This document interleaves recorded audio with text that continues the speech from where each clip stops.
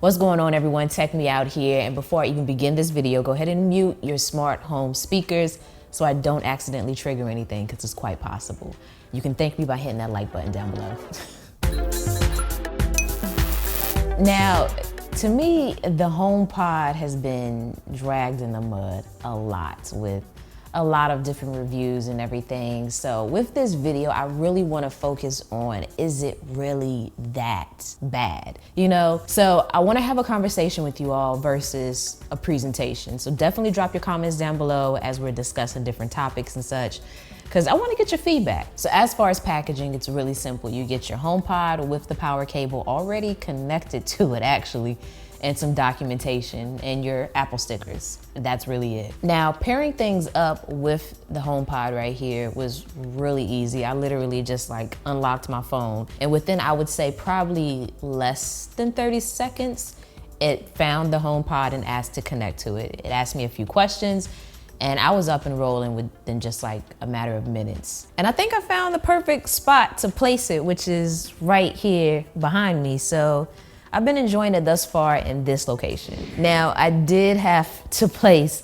a coaster beneath it because I've heard these little, you know, rumors and such about it staining wooden tables. So that's what you see down there, but hey, I ain't trying to play those games. And I didn't even know it was this small until I like placed it on this coaster here. Like, this is just a regular standard coaster. And I have placed it up here so that it doesn't potentially damage the wood. And I'm like, dang, this actually fits up here like a glass? Like, that's kind of interesting. But this is it stacked up to an iPhone 10. It's really not that tall. It's definitely beefy, but it has a little weight to it. But overall, that scared me. I didn't know it was about to play. It has a little weight to it. It's about 5.5 pounds. So you can kind of compare that to, I guess, like a bag of flour, bag of sugar type of ordeal in terms of how it's gonna feel as you're taking it from point A to point B. But I really love it. I think it has one of the best designs on the market. It's very minimal, and it's actually minimal to the point that it lacks certain ports that we have grown accustomed to and seeing on other smart home speakers. So this one does not have an aux port or anything like that. It doesn't have any switches or anything like that on the bottom. You actually control the speaker from the very top. When it comes to media controls, you can say things with your voice to control it, or you can come up to the top of the HomePod here and tap once. She'll resume where she left off with your music. Tap again, she stops.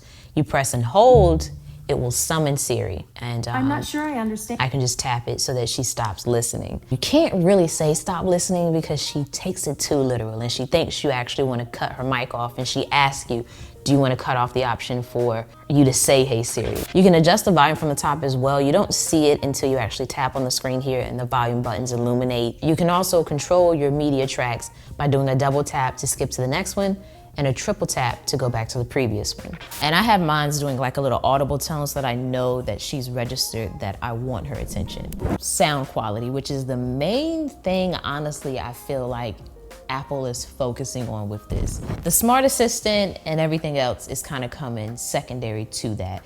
The focus is the sound quality, and I feel they have truly excelled at that. Like, I have the Google Home Max, I have the Harmony Invoke, I have other, so to speak, high-end speakers, and this one by far, it just kind of tops them all. So the unique thing about the HomePod is that it has something packed in known as Spatial Awareness. So it's actually able to determine that it's, you know, basically placed here near a wall versus being in the center of the room. And with that, it's able to provide you the best sound experience possible based upon where it is at in the room and what type of room you're in. So example, when I was listening to some live music earlier, like the way it mapped the sound out made it feel like I was there, like I was listening to Beyonce live. I had to pause for a minute because it felt like I was front row, and when you sit there and you just kind of have that moment where you zone out, close your eyes and listen to the music, you're not just listening, you're experiencing it. It's like you're there. It just further amplifies whatever you're listening to. The sound on this is very directional. Like, you're not just gonna be able to tell that a specific sound is coming from the front of the speaker or the back of the speaker or left or right. Like, it's actually even going to play sound from what I heard when I was listening to music. Like, even at adjacent angles, like, it truly immersed you into whatever you were listening to the point that either you felt like you were front row or you felt like you were smack in the middle of the band and the music was just surrounding you. It's a really pleasant listening experience, and I'm not an audiophile. I do love music. It was something I never experienced before, and I like with that I'm able to experience something like that because it has this 360 grill. So I'm not limited in terms of where I can listen to music. If I'm behind it by chance, I can hear it. If I'm to the left, the right, the front, whatever, I can hear my music and I can hear it well. I'm not sacrificing sound based upon my position to the speaker. So the bass in this is pretty pronounced, and you can kind of summarize it up in the aspect of it focusing on premium sound versus creating a vibration of bass throughout, the speaker. So it's the array of 7 horn tweeters and the subwoofer with its own custom amplifier powered by the A8 chip inside that makes the HomePod so remarkable. So sound-wise, this definitely sets the bar. But that is kind of where it, so to speak, if you want to say, stops in setting the bar, because when you kind of take an item like this that's priced the way it is and you bundle in a smart assistant, whether it's geared to be a part of the market of well-designed speakers with smart assistants or not, it gets grouped into that category. And although I don't think that's the focus of this, the main thing it excels at is the sound quality and leaves us kind of wanting more with the other features that either are there or will be there later this year. Now, even though you can only command Siri to play music from Apple Music, you still can use AirPlay from an Apple device to basically mirror songs from other things like Spotify to this speaker. So the nice thing about that is that then I'm able to actually jump from my iPhone or my Samsung device and change tracks on my HomePod because I'm using Spotify. So I like that. And then I can still use my voice command as well. Now, one thing I will say that's a limitation in using something like that is that it is a bit laggy. So like I can change the track on my phone and it'll take a bit to register that I did on the HomePod. But one thing that doesn't slack at all is the mics on this thing. Like, it can hear me from way across the room. Like literally earlier today, I was in the shower, got out, I didn't like the song that was playing. I was like, nah, I'm not even gonna yell to Siri for her to change the track because I know she's not gonna hear me. And sure enough, all the way from down the hall, in my bedroom, in the bathroom, this HomePod heard me shout.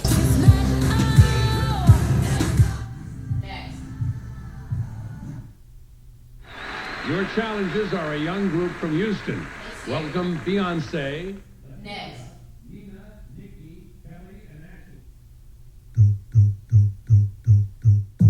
I don't know of a smart speaker out there right now that has mics on that level. I know my Echo Dot doesn't, so that was pretty cool. And then speaking about that, when you do command the HomePod to change tracks, I love the little effect that it does in terms of like making the music kind of sound like you're in like a club or open concert kind of space. It just changes the way it sounds, and it's pretty cool that it just doesn't reduce the volume.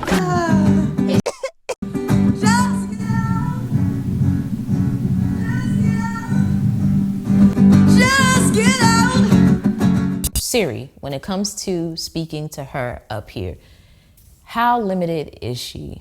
Well, you can tell her to control your smart home tech, like my lights here. Hey, turn off my lights. Got it.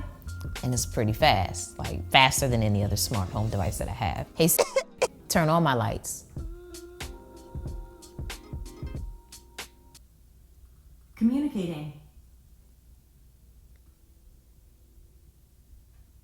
After I just give her praise. Some of your devices are not responding. Hey, okay. After I just gave her praise. It's technology, it's not perfect, okay? But I will say more times than not, it definitely turns my lights out exceptionally fast. So Siri can tell you basic things like, the weather. You can set a timer, just one though. When it comes to phone calls, you can't initiate phone calls from your HomePod, but you can use the little, audio route button on the call screen to tell it to come to the HomePod.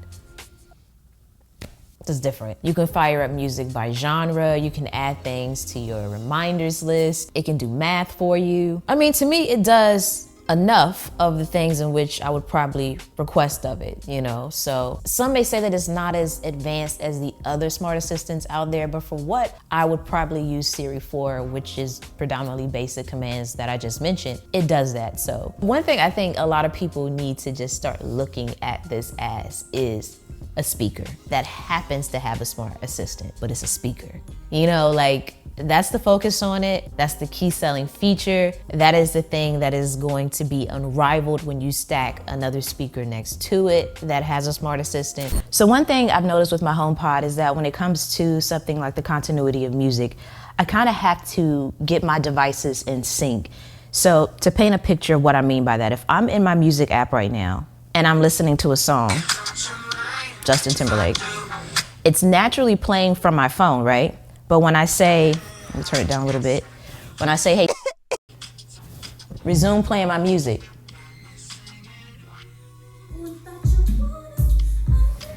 it remembers the last song that I was listening to on my HomePod versus kind of saying, hey, she's listening to this song on her phone. Let me bring it over here because I want to resume what I'm listening to in Apple Music in general versus what I was listening to last on my HomePod. Now this feature is important to me because I listen to music via Apple Music or Spotify in my car, and I am known to come into the house and instantly say, you know, to whichever smart home speaker, resume playing my music. And I don't want it to resume playing the last song it remembered.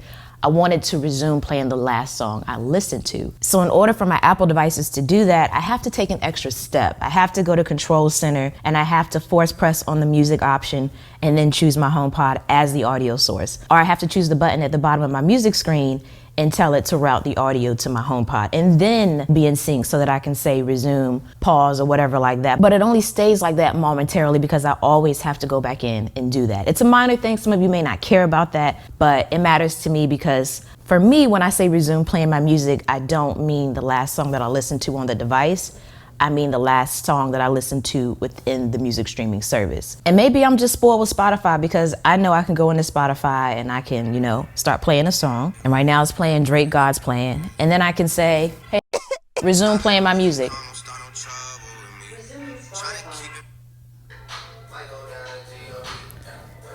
It actually resumes the track in which I was listening to last without me taking an extra step to do so. So the question that I posed at the beginning of the video, is it really that bad? And then no, it may not be the answer that you want to hear, but it really solely relies on what type of consumer you are in terms of what you want from a smart speaker, what type of audio quality you want, and what type of features you need your smart assistant to perform.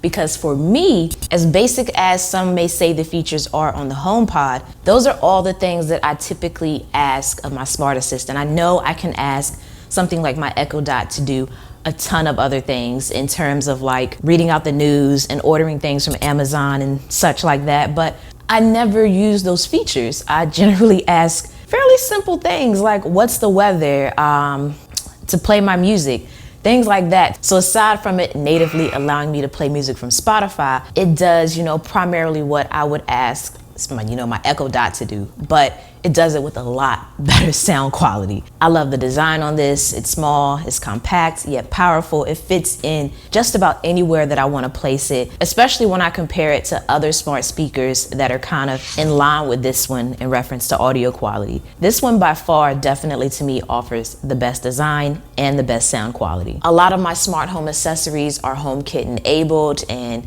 the HomePod does an exceptional job at controlling them. So, you know, it does mostly what I personally need, but I know everyone's needs are different. So in having somewhat, hopefully, of a better idea of what this HomePod is capable of right now, will be capable of later, and is not capable of at all, then, you know, you can kind of make that conscious consumer decision if this is best for you or maybe another smart speaker.